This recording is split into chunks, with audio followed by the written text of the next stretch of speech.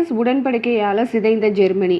அந்த வெர்சையஸ் உடன்படிக்கையில் அப்படி என்ன தான் சொன்னாங்கங்கிறத நம்ம இந்த வீடியோவில் பார்க்கலாம்.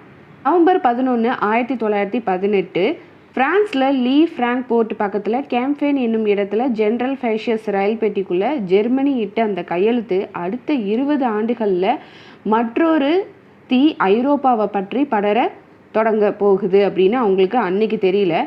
உலகப் போரின் முடிவுரையை எழுதிய அதே இடத்திலேயே 2ஆம் உலகப் போருக்கான தொடக்க உரையும் எழுதப்படுது. 4 ஆண்டுகளாக தொடர்ந்து ஒலித்த துப்பாக்கிகள் அமைதியாகுது.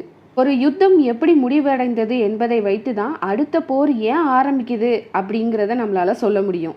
எ வார் டு எண்ட் ஆல் வார். தொடங்கப்பட்ட ஒரு யுத்தம் அதை விட கொடூரமான இன்னொரு போர் அதுக்கு காரணமாக இருக்குது. ஜெர்மனி வீழ்வதற்கும் வீழ்ந்த வேகத்திலேயே மீண்டு எழுறதுக்கு காரணமாக இருக்கிறதே இந்த வெர்சையஸ் உடன்படிக்கை தான்.